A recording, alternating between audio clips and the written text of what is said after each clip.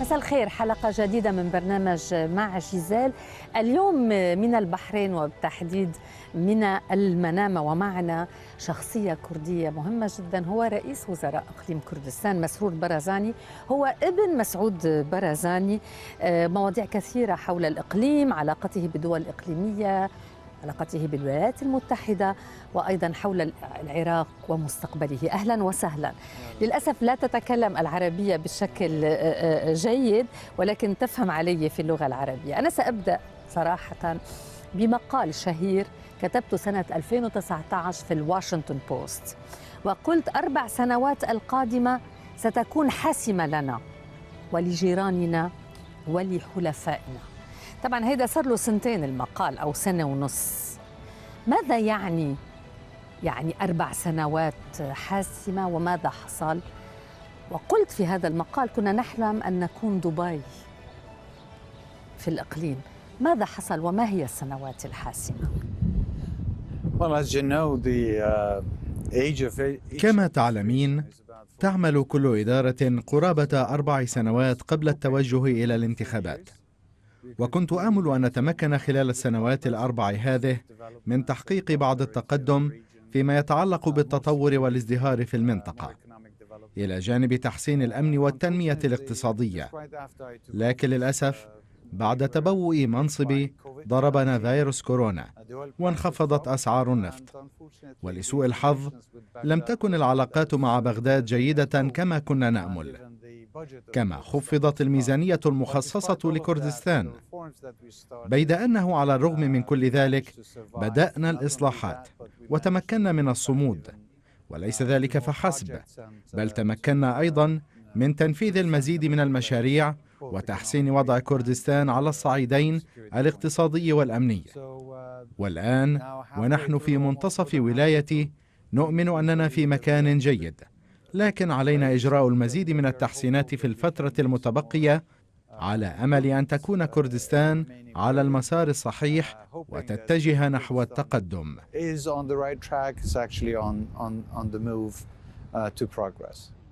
قلت أن العلاقة مع بغداد كانت سيئة بسبب الميزانية، وقلت أن الخسارة كانت 27 مليار دولار من الميزانية.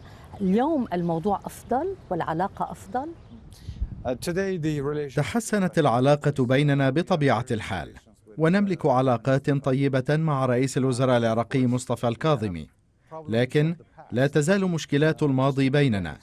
بين عامي 2014 و2017 ول4 سنوات لم ترسل حكومة بغداد أي أموال إلى كردستان، وكان على كردستان اقتراض الأموال من تجار النفط والسكان المحليين وحتى البنك المركزي العراقي، ما أدى إلى تراكم ديون بمليارات الدولارات على كردستان. طبعا ورثنا هذه الديون في وقت كنا نواجه بعض التحديات الاقتصادية الجديدة بسبب فيروس كورونا والتبادلات التجارية الضعيفة والانهيار الاقتصادي العالمي، ولم تساعدنا هذه التحديات التي واجهناها على التقدم بالسرعة التي أردنا. وعلى الرغم من ذلك وبفضل الإصلاحات التي طبقناها تمكنا من الصمود ودفع الأجور في الوقت المحدد، وحتى لو لم ندفعها كاملا فإننا دفعناها في وقتها، وعملنا على تحسين العلاقات مع بغداد تدريجيا. إن العلاقات مع بغداد جيدة ونطمح لتعزيزها. في كل الأحوال أنت حكيت عن الإصلاحات، ولكن تعرف أنه حكي عن كتير فساد في إقليم كردستان، وأنه عائلتكم تأخذ كل شيء، واليوم هناك ضوء حول مسلط على هذا الإقليم عندما نرى اللاجئين العراقيين ومنهم الأكراد الكثر اللي هن موجودين على الحدود بين بيلاروسيا وبولندا. أولا، ما هو جوابك على هذا الموضوع؟ قد قيل أنه في ناس هربانين من الفساد، وفي ناس يقولون أنهم أكراد سوريين كانوا في الإقليم وذهبوا. اليوم بغداد تريد أن تعيد العراقيين إلى الوطن. ماذا تقول بهذا الموضوع؟ First of all, allegations are different than reality. أولا، تختلف الادعاءات عن الواقع. لم نقل يوما إنه ما من فساد في كردستان، لكن مستوى الفساد في الإقليم مختلف جدا مقارنة ببقية مناطق العراق. نعمل على معالجة الفساد في حكومة إقليم كردستان وعلى صعيد مجلس الوزراء، وكان هذا الهدف من بين الأولويات التي وضعتها. وبوسعي القول إن مستويات الفساد قد انخفضت بشكل ملحوظ. لم نقضي عليه بالكامل، وهذا الأمر ينطبق على معظم الدول، لكن بالمقارنة كردستان في وضع أفضل من بقية مناطق العراق، وفي الواقع تبدو في وضع أفضل حتى من بعض الدول المجاورة. أما بالنسبة للاجئين وبعض المهاجرين العالقين بين بيلاروسيا وبولندا، فتابعت هذه المسألة شخصيا عن كثب. The Prime Minister of Poland and ministers in Germany and even federal government in Baghdad. أجريت محادثات مع رئيس وزراء بولندا ووزراء ألمان وحتى الحكومة الفيدرالية في بغداد. نحاول مساعدة هؤلاء الأشخاص على العودة، لكن هذه المعضلة لها وجهان. الأول هو الجانب الإنساني، إذ يعتريني القلق إزاء عافية الناس وسلامتهم، لا سيما الأطفال الأبرياء. وبطبيعة الحال يوجد جانب سياسي للمسألة، وبوسعي القول بكامل الثقة إنه ما من أحد بين هؤلاء الأشخاص غادر كردستان بسبب الفساد أو بسبب أي ضغوط مهما كانت. ويعود السبب إلى أن الكثير من بين هؤلاء الأشخاص قد دفعوا آلاف الدولارات للمهربين ووكلاء سفر وتجار سياسيين، وحين وصلوا إلى بيلاروسيا استغلوا كورقة ضغط في النزاع ضد الاتحاد الأوروبي. ما من شك في أن كل هؤلاء الأشخاص ضحايا أرادوا البحث عن فرص حياة أفضل، ليس بسبب غياب الوظائف أو بسبب بعض الادعاءات التي لم تتضح صحتها. ليس بسبب الفقر يعني. كلا، ليس بسبب الفقر. دعيني أفسر هذه النقطة. نحن نستضيف أكثر من 1,000,000 نازح من أجزاء أخرى من العراق، يهربون من مناطقهم ويأتون إلى كردستان بسبب الأمن والترتيبات الأفضل والأمان وفرص العمل. ويوجد الآن في منطقتنا آلاف الأشخاص من خارج كردستان، من آسيا، إفريقيا، لبنان، تركيا، إيران ومناطق مختلفة من العراق الذين يعملون في كردستان. بالتالي لا يعقل أن يغادر هؤلاء كردستان بسبب الأسباب التي ذكرتها آنفا، إذ الكثيرون يأتون إلى كردستان لهذه الأسباب بالذات. لكن للأسف تجار بشر ووكلاء سفر ومهربون استغلوا هؤلاء الأشخاص وأرسلوهم إلى بيلاروسيا حيث علقوا على الحدود. وأنا شخصيا قلق جدا حيال سلامتهم. وعلى الرغم من كل الادعاءات نحن مستعدون لإعادتهم، وذلك بالتعاون مع الحكومة الفيدرالية. وفي الحقيقة عاد أكثر من 400 شخص إلى كردستان.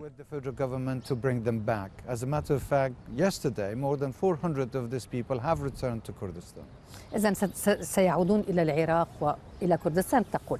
طيب، لنتحدث عن تقييم الانتخابات العراقية بالنسبة لك. أنتم يعني طبعا كنتم من الرابحين، ولكن يعني من وجهة يعني نظر الإقليم تجاه العراق، كيف يعني تقيمون هذه الانتخابات، أو ما هي الدروس التي ممكن أن نأخذها من هذه الانتخابات العراقية؟ Well, results are out. People have voted. The turnout wasn't. صدرت النتائج وصوت الناس. لم يكن الإقبال كبيرا بسبب الكثير من الظروف. بعض المشكلات كانت تقنية، إذ اشتكى الناخبون من الآلات التي لم تتمكن من قراءة النتائج، وفقد الكثيرون أملهم في الانتخابات. توجد مجموعة من الأسباب التي تبرر تدني نسبة الإقبال. أما الذين انتخبوا فقد صوتوا للذين أحبوهم. توجد مسألة مهمة أخرى يجب أن نأخذها في الاعتبار. ليس كل من فاز بالأصوات فاز بالمقعد، ويعود ذلك لآليات هذه الانتخابات، إذ هذه الأخيرة لم تنظر إلى العراق على أنه دائرة انتخابية واحدة، بل وجدت الكثير من الدوائر في مختلف مناطق البلاد، وبالتالي لم تتمكن الأحزاب غير المنظمة أو تلك التي لم تنظم ناخبيها للتصويت وفقا لطريقة معينة من الفوز بالمقاعد. لكن الأحزاب المنظمة والمنضبطة فازت بمقاعد أكثر.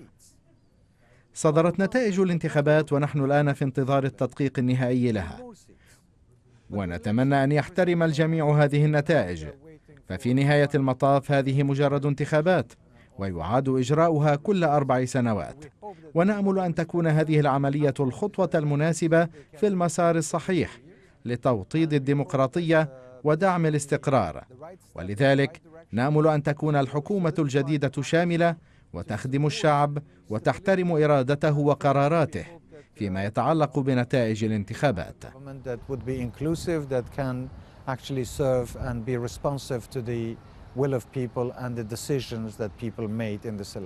لكن أنت تعلم أن الميليشيات المقربة من إيران رفضت نتائج الانتخابات، وبوجود هذا السلاح الكبير، يعني محاولة اغتيال بالدرون لرئيس الوزراء القادم، وجودهم لا يستطيع أن يمكن ديمقراطية. هل تعتقد أن تصحيح نتائج تصحيح أو إعادة حسابات الانتخابات ستعطي لهؤلاء بالقوة مع مقاعد، أم سيكون هناك مقاومة حقيقية للنتائج الحقيقية للانتخابات؟ First of all, we have to wait to know who is accused.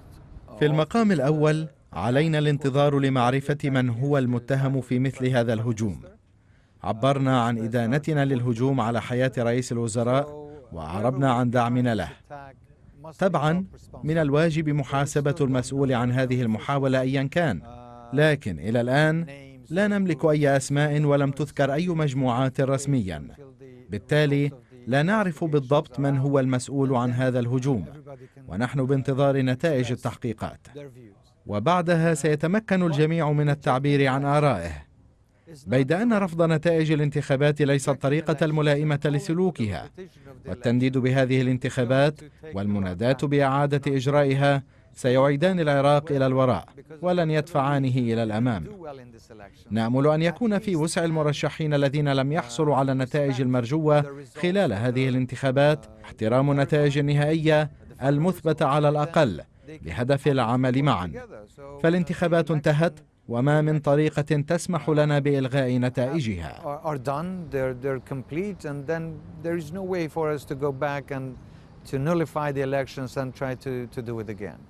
رئاسة الجمهورية هي من حصة الأكراد، هل لديكم مرشح اليوم لرئاسة الجمهورية؟ لم نقرر حتى الآن الإعلان عن أي اسم. من المفترض أن يكون الرئيس كرديا أو المرشح كرديا، لكن حتى الآن لم نتوصل إلى أي اسم. يعني لازم يكون من السليمانية من الحزب الآخر أو لا؟ ممكن أن يكون المهم أن يكون كردي. هل لديكم مرشح لرئاسة الحكومة؟ رئاسة الحكومة العراقية؟ طبعا. رئيس الوزراء؟ لا العراقية أكيد. نعم. No, the Prime Minister is usually nominated by the Shias. عادة ما يرشح الشيعة رئيس الوزراء والسنة رئيس مجلس النواب والأكراد الرئيس، ونأمل التوصل إلى اتفاق بشأن كل المرشحين، أكان بين الأكراد لانتخاب الرئيس والشيعة لانتخاب رئيس الوزراء والسنة لانتخاب رئيس مجلس النواب. نحن في انتظار معرفة من سيكون المرشح الشيعي، ونأمل أن يكون رئيس الوزراء مقبولا من الجميع وقادرا على تبوء هذا المنصب.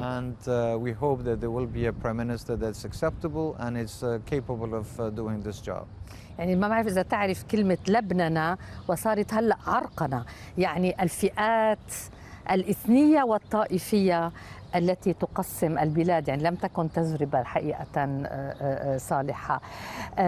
أنا أريد أن أعرف يعني عن علاقتك أنت بالإدارة الأمريكية الجديدة.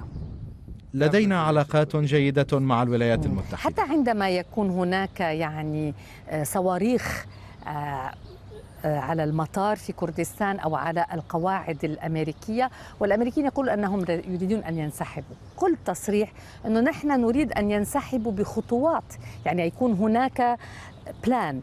ماذا يعني، هل تثق بهم؟ هل تعتقد أن الانسحاب سيكون كما تريدون؟ Well, I can't speak on behalf of لن the أتمكن من التكلم على لسان الأمريكيين، إذ بوسعهم التحدث عن أنفسهم. لكن كأصدقاء وحلفاء تدخلوا في العراق، ساعدونا على إسقاط نظام صدام حسين في عام 2003، وساندونا في محاربة داعش، كما دعمونا منذ مجيئهم إلى العراق.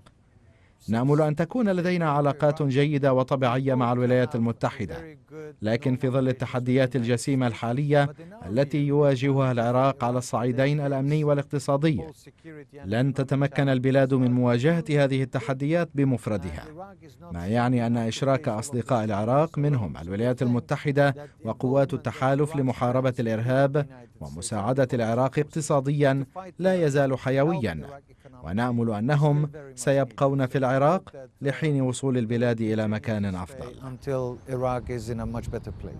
أنا أريد أن أقول أنه في سيرتك الذاتية أنت كنت من محاربين بشمركة ضد صدام حسين. هل بقي هذا الجانب العسكري المناضل في شخصيتك؟ لا أعلم، فهذا هو الوضع الذي نشأنا فيه، إذ خضنا أوقاتا صعبة كلاجئين أو كمن عاشوا في الجبال أو حاربوا مع البيشمركة، وهذا جزء من حياتنا، وأنا فخور جدا بهذه المرحلة من حياتي، إذ أمدتني بالقوة وأعطتني ثقة بنفسي، كما ساهمت برغبتي في العمل وحل المشكلات في مجتمعي، مما سمح لي بالوصول إلى منصب اليوم، وبالتالي أحاول تطبيق كل ما تعلمته في وظيفتي. دولة الرئيس، كيف علاقتكم اليوم مع تركيا وكيف علاقتكم مع إيران؟ يعني بالنهاية عندما والدك عمل الاستفتاء لاستقلال إقليم كردستان، تركيا وإيران والولايات المتحدة لم يكونوا متحمسين لذلك. اليوم خلينا نبدأ، كيف هي علاقتكم بتركيا؟ علاقاتنا طبيعية مع كل من تركيا وإيران. أبدا ليس هناك أي علاقة، رغم أن تركيا نورمال. حتى مع إيران اليوم عندكم علاقات طبيعية مع إيران، رغم أن كانوا أساسيين بموضوع عدم استقلال الإقليم. بل لدينا علاقات طبيعية مع كل من تركيا وإيران. طيب ما رأيك بموضوع المؤتمر اللي حصل في كردستان للتطبيع مع إسرائيل، واليوم كيف علاقتكم مع إسرائيل؟ عقد هذا المؤتمر من دون علم حكومة إقليم كردستان، وكان من المفترض أن يكون لهذا المؤتمر هدف مختلف. كان من المفترض أن يتعلق بالأمن والاستقرار في العراق، حتى عنوان المؤتمر كان مختلفا، لكن يبدو أن منظمي المؤتمر غيروا طبيعته، وهذا أمر لم ندعمه. بالتالي لم تكن لحكومة إقليم كردستان أي علاقة كيفما كانت مع هذا المؤتمر. طيب دولة الرئيس، علاقتكم مع السليمانية اليوم وحزب طالباني كيف هي اليوم؟ كيف فينا نصفها؟ كانت دايما خلينا نقول في العصا والجزرة، إلى أن التقوا الزعيمين بوقتها برزاني وطالباني وقالوا أنه هذا كان أمر خاطئ. اليوم تحديدا كيف العلاقة بيناتكم؟ علاقاتنا جيدة مع كل الأحزاب السياسية بمن فيها الاتحاد الوطني الكردستاني، إذ هو شريكنا الأساسي في الحكومة، ولدينا وزراء تابعون للاتحاد الوطني الكردستاني في مجلس الوزراء، كما معي بعض الوزراء من البيشمركة هنا في المنامة، كما رافقني وزير من حزب غوران. نحن نتعامل مع كل هذه الأحزاب بناء على الاحترام المتبادل ومصالح كردستان، وعلاقاتنا مع الاتحاد الوطني الكردستاني جيدة كما كانت دوما. يعني ما في صدامات ليس هناك صدام، لأنه حكي أنه صار في مناوشات عسكرية في فترة من الفترات. كلا أبدا، في السابق بالطبع، لكن ليس حاليا. ليس في الماضي، ولكن منذ عام أو عامين قيل أن كان هناك مناوشات لم تحصل أبدا. أبدا. ما هي التحديات الأساسية للإقليم؟ هل اللاجئين اليوم الذين يأتون من أكراد سوريا وربما أيضا من تركيا، هناك من يأتي، واليزيديين الذين هربوا من داعش، هل هو استحقاق أساسي لاقتصاد كردستان؟ The biggest challenge we face is a collective challenge with the rest of Iraq. It's not just التحدي الأساسي الذي نواجهه مشترك مع بقية العراق، terror rates. فهو ليس محصورا في كردستان. فإذا تدهور الأمن والاستقرار في العراق سيؤثر الأمر سلبا على كردستان، وفي حال تحسن الوضع الاقتصادي في العراق سينعكس إيجابا على كردستان. هناك تحديات نواجهها أيضا على الصعيدين الأمني والاقتصادي وكذلك السياسي. بما أننا جزء من العراق نواجه كل هذه التحديات معا. إذا ساء الوضع في بقية العراق سنرى موجات تدفق النازحين واللاجئين من مختلف المناطق العراقية ودول الجوار تزداد، ونستضيف حاليا أكثر من 1,000,000 نازح عراقي و250,000 لاجئ من سوريا في منطقتنا، مما يسبب لنا مشكلات عدة، وللأسف لا نحصل على دعم كاف من المجتمع الدولي ولا شيء بتاتا من حكومة بغداد. الأسباب؟ هؤلاء الناس في عهدتنا ولا أعرف لماذا لا يقدمون لنا العون. يحتاج هؤلاء الناس إلى الكثير من المساعدات، ونحاول قدر الإمكان مد يد العون لهم، وفتحنا لهم أبوابنا حتى عندما لم نكن نملك شيئا، وحتى عندما اقتطعت بغداد من ميزانيتنا فتحنا أبوابنا للنازحين من مختلف المناطق العراقية خلال السنوات الماضية. هذه إحدى المشكلات التي نواجهها، لكن بالطبع نواجه جميعا تحديات أمنية بسبب داعش وغيره. هذه هي القضايا الأساسية التي نواجهها، لكن إذا أردت أن أكون دقيقا سأقول أن التحديات الاقتصادية هي أهم التحديات التي يواجهها العراق بما فيه إقليم كردستان.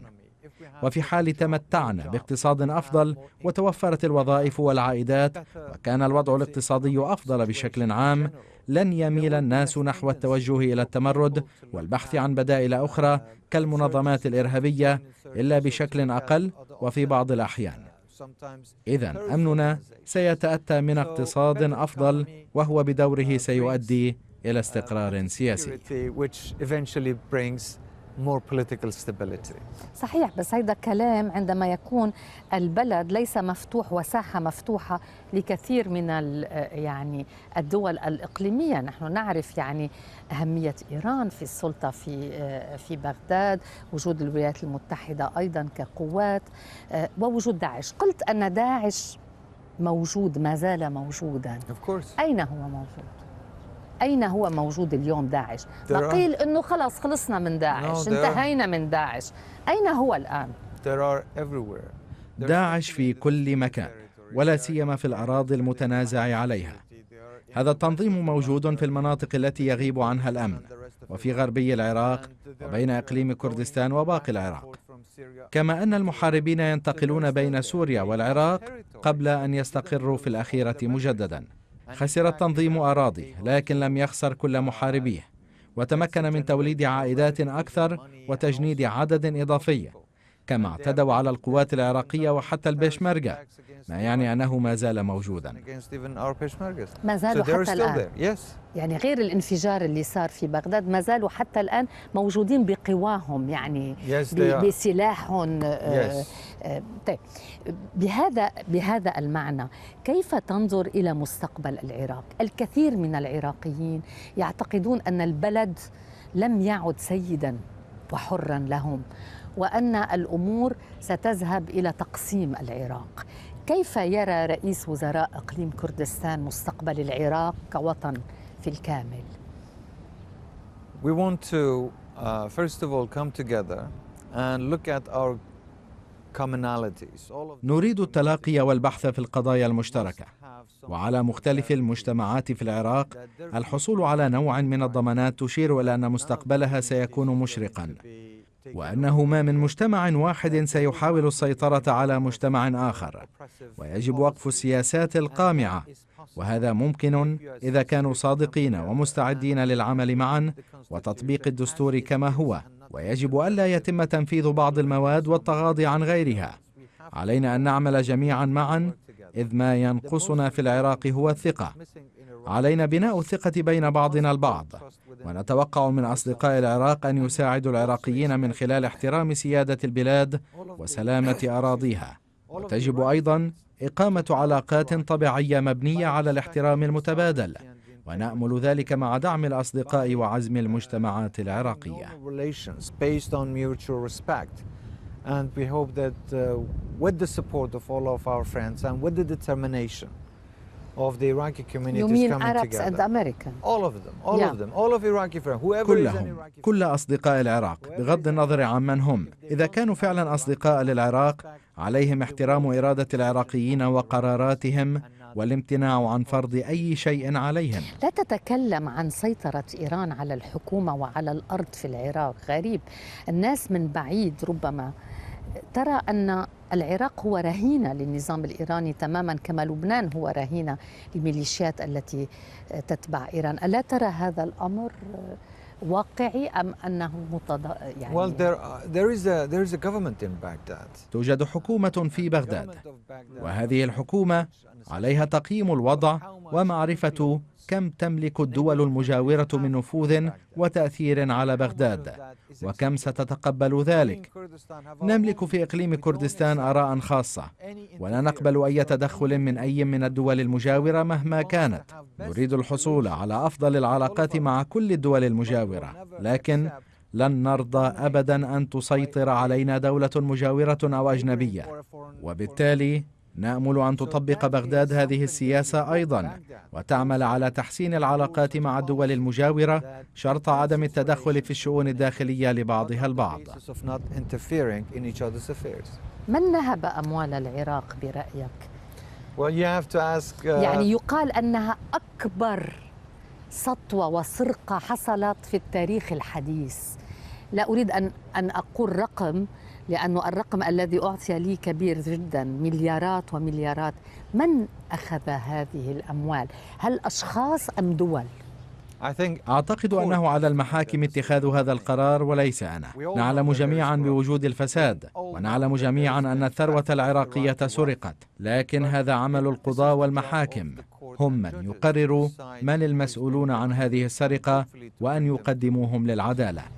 هل يعني أنت عراقي أم كردي؟ طرح علي هذا السؤال منذ فترة وأجبت أنا كردي. أنا كردي فخور بذلك وأعيش في العراق. إذن العراق ليس الوطن النهائي، الوطن النهائي هو كردستان. الدولة الرسمية هي العراق، وإقليم كردستان كيان فيدرالي ضمن العراق.